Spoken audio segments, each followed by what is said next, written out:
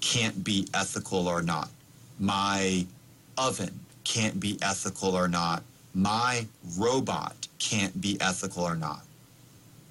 It can be designed with the designer trying to be ethical or the user trying to be ethical. But the machine itself is that. It is a machine. Second, it assumes that you're not facing a thinking foe who will take advantage of that programming. You could build an awesome machine gun armed ground robotic system. There's versions like this right now.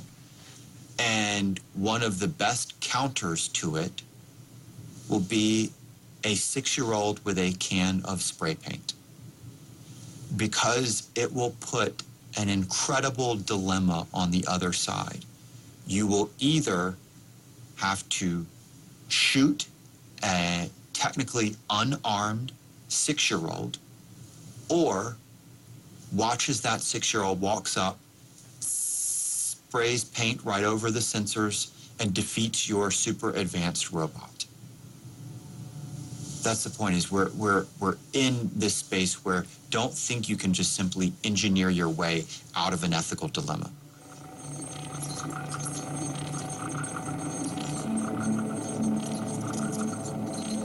How would I decide? Like the machine? The machine can process all the available information at top speed. I'm not that fast. What does it want? Nothing at all. It is efficient. Is that what the inventor wants? Who knows?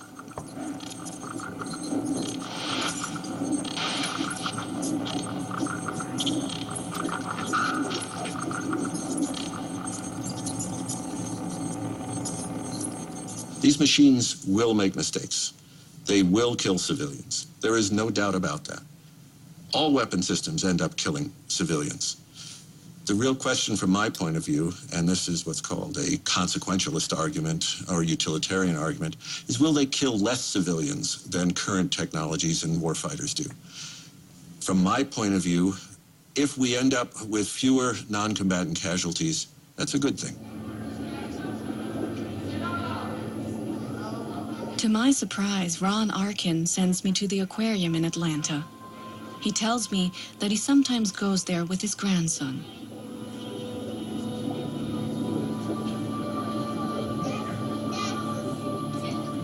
He's particularly fond of the beluga whales, their lightness, their beauty, and their playfulness. We project many of our longings onto animals. Something inside us would love to be just as free as we imagine they are. To what use do we put these longings?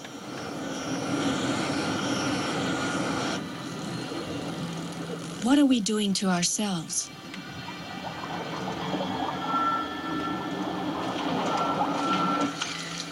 Why are so many machines named after animals?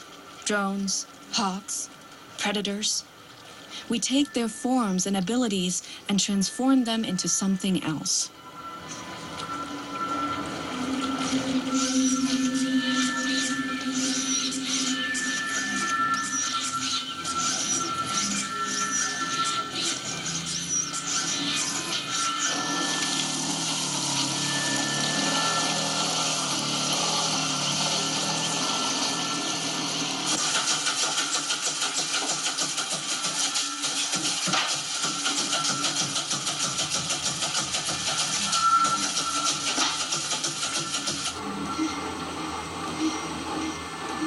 Will we turn ourselves into something else in the end?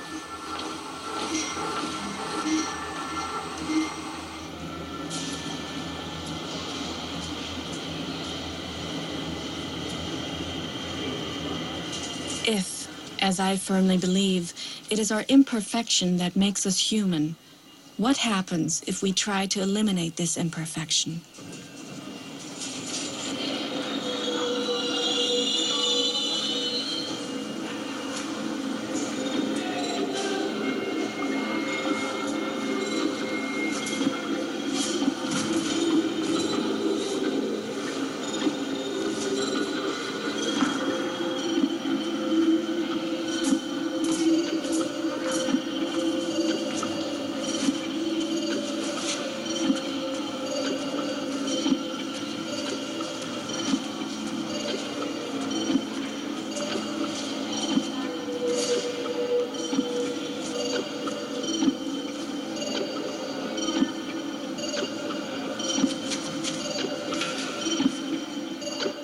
first promise I made to myself was, we are only going to put elements into this game that are already being prototyped in the world right now in some form.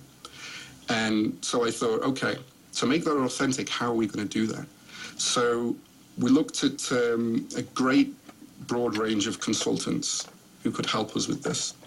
Because this is a great example of what I was talking about, where we take something that exists and we modify it slightly for the game. So this thing is armed, whereas you won't see many quadcopters like that armed right now. But it's just a natural progression of where these things will go.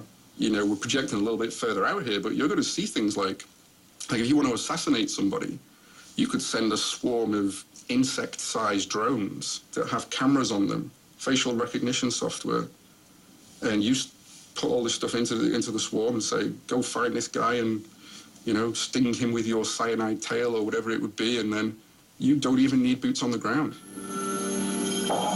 The game shows us drones like flying insects, anticipating a possible use of the technology for military purposes.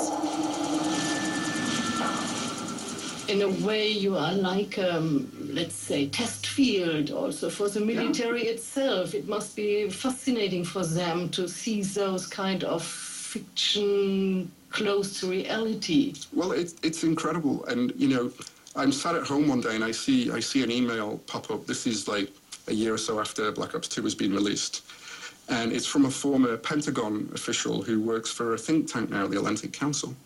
And, he said he wanted to talk to me about, he said he'd seen his son playing Call of Duty Black Ops 2. And he was amazed at how intricate and realistic the future storyline was for 2025. And he wanted to talk to me to see how we'd come up with that. So he actually invited me to Washington, D.C. to go there and speak to him and some, other people from the military, the Pentagon, how I came up with this. This relationship, what we might call militainment, is also now starting to go in the other direction, where once it was the entertainment world that was pulling from war for its ideas, we're also seeing the military world pull from the entertainment world for its ideas. And it might be anything from the actual technologies that they physically use, so the control mechanisms for certain robotic systems are basically video game controllers. Why did they do that? Really two reasons. The video game companies already spent hundreds of millions of dollars developing the one that perfectly holds in your hand, and the video game company trained an entire generation of 18-year-olds on how to use it. It's intuitive to them now.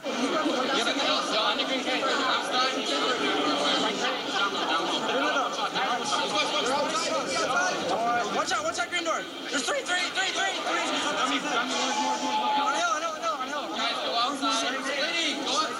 I'm better than you. I'm better than you. I'm better than you. I'm better than you, boy.